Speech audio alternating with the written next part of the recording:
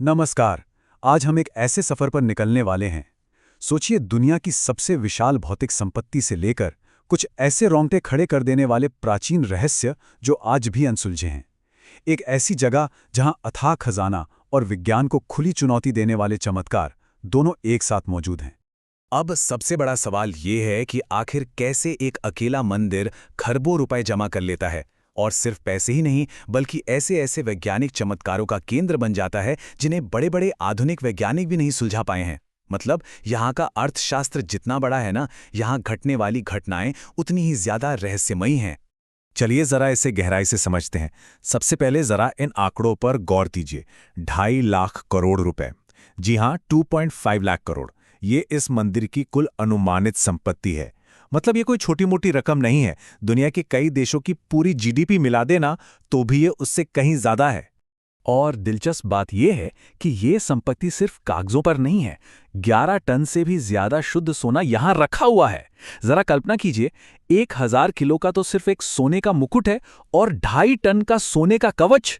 ये चीजें हमें सोचने पर मजबूर करती हैं कि यहाँ का खजाना असल में कितना असीमित है। अब ये सारा खजाना सिर्फ तिजोरियों में बंद नहीं रहता। ये पूरा का पूरा सिस्टम किसी बहुत बड़ी फाइनेंशियल संस्था की तरह काम करता है। एक तरफ खर्चे हैं, जैसे रोज 3 से 4 लाख लोगों को मुफ्त खाना खिलाना, 20 से ज्यादा मुफ्त अस्पताल चलाना और 300 से भी ज्यादा स्कूल। वहीं दूसरी तरफ 12,000 करोड़ रुपए के फिक्स डिपॉजिट और 10,000 करोड़ रुपए शेयर बाजार में लगे हुए हैं। इसी वजह से इनके खर्चों का 10 गुना ज्यादा रेवेन्यू जनरेट हो जाता है।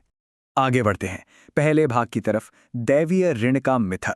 अब यहाँ एक बहुत ही इंटरेस्टिंग बात है। इतनी अथाह संपत्ति होने के बावजूद मान्यताओं के अनुसार भगवान वेंकटेश्वर को कर्ज में डूबा हुआ माना जाता है।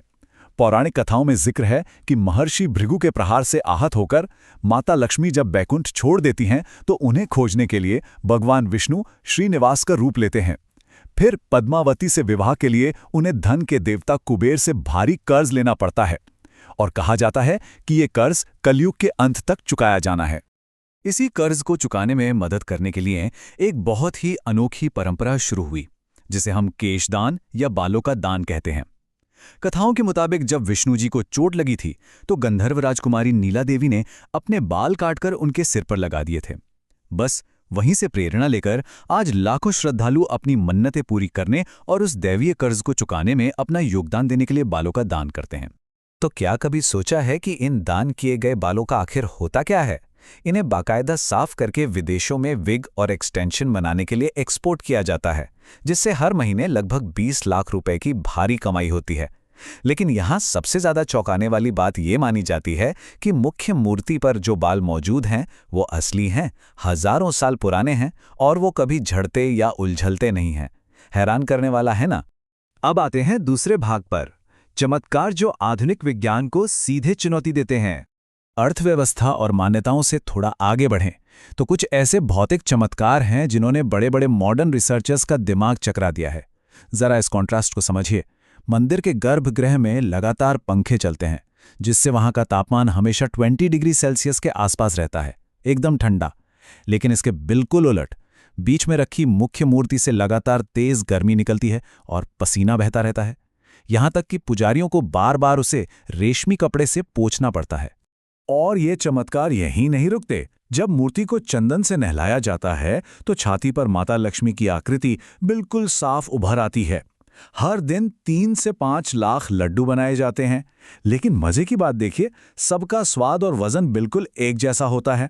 और सबसे रहस्यमयी बात तो ये है कि मंदिर में इस्तेमाल होने वाली हर एक चीज 23 किलोमीटर दूर मौजूद एक गुप्त गांव से आती है।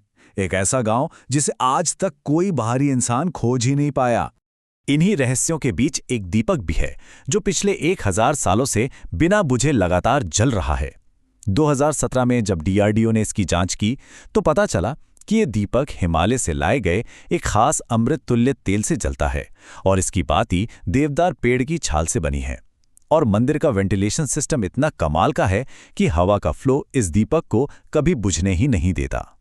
चलिए अब बढ़ते हैं तीसरे और सबसे रोमांचक भाग की तरफ, मंदिर के नीचे छिपे रहस्य। अभी तक हमने जो सुना वो तो बस सतह की बातें थीं। असली रहस्य तो मूर्ति के ठीक नीचे मौजूद हैं। 2019 में आईआईटी मद्रास के वैज्ञानिकों ने एक ऐसी खोज की जिसने सबको हैरान कर दिया। उन्होंने देखा कि मंदिर की दीवारों के पत्थरों के बीच 0.2 इंच का बिल्कुल सटीक गैप है। बिना किसी आधुनिक लेजर के इतनी परफेक्ट इंजीनियरिंग, ये तो लगभग असंभव है। और इससे भी ज्यादा डराने वाली बात यह है कि मूर्ति के पिछले हिस्से से रेडियो एक्टिव तरंगें निकलती हैं। पुजारियों का तो यहां तक दावा है कि पीछे से अक्सर किसी के सांस लेने की आवाजें भी सुनाई देती हैं।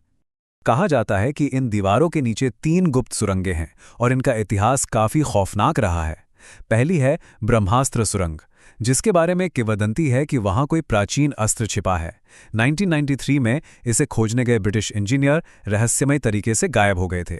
दूसरी है स्वर्ण बंदर सुरंग, जहां रडार सर्वे में 500 टन सोने और कुछ बिल्कुल ही अज्ञात धातुओं के सिग्नल मिले हैं।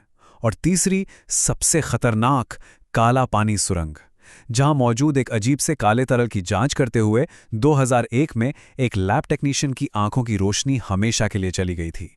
पता है, आधुनिक मशीनें भी यहां आकर अक्सर दम तोड़ देती हैं।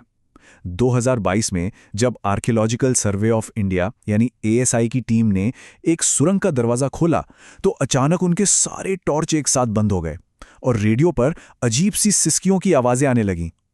ऐसा ही वाकया 1987 में भी हुआ था, जब कार्बन डेटिंग के लिए लाए गए सारे उपकरण रहस्यमयी तरीके से एक साथ फेल हो गए थे।